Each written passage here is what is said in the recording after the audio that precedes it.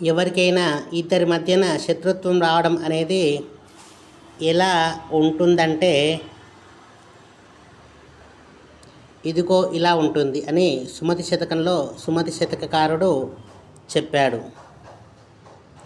కూరిమిగల దినములలో నేరములెన్నడును కలుగ నేరవు మరి ఆ కూరిమి విరసంబైనను నేరములే తోచుచుండు నిక్కము సుమతి.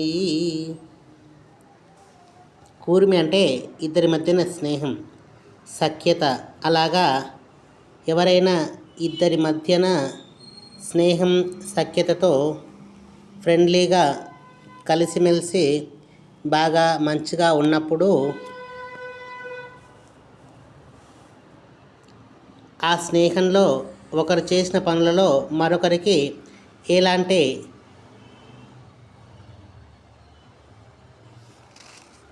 తప్పులు, నేరాలు కనిపించవు. అదే వారి స్నేహంలో ఏదైనా అనుకోని విధంగా అనుకోని విరోధం వచ్చినప్పుడు ఒకరి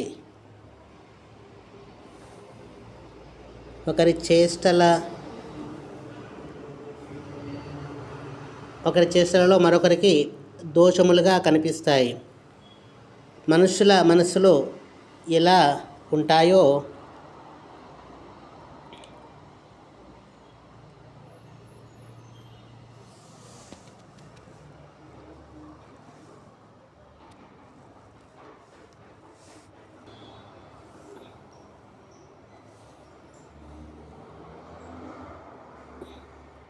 మనసు గురించి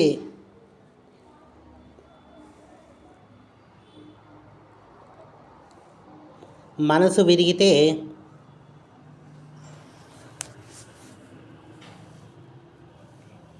ఎలా ఉంటుందంటే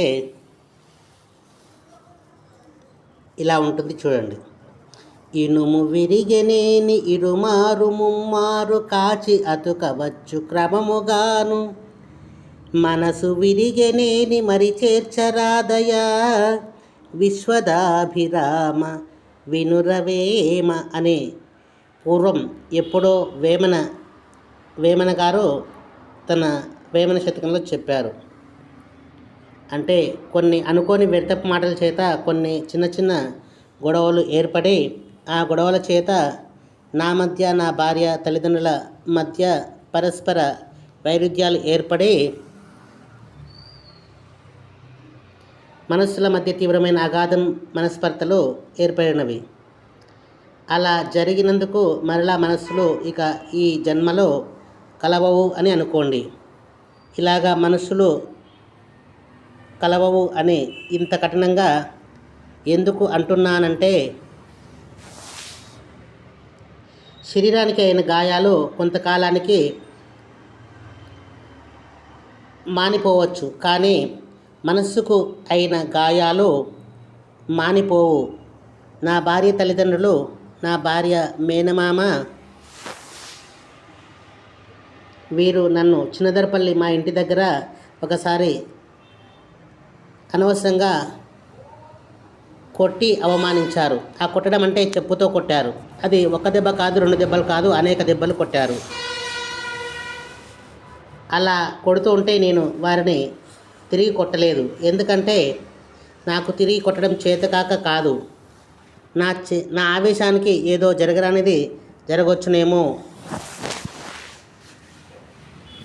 అని, అలా అయితే చట్టం దృష్టిలో నేను నేరస్తుడిని అయ్యేవాడినేమో అని అలాగా నేను అప్పుడు నేను తిరిగి వారిని కొట్టలేదు. అందుకని ఇక జన్మలో వారితో నేను మాట్లాడకూడదని అనుకున్నాను. అదే నేను వారికి విధించిన జీవితకాల శిక్ష అని అనుకోండి.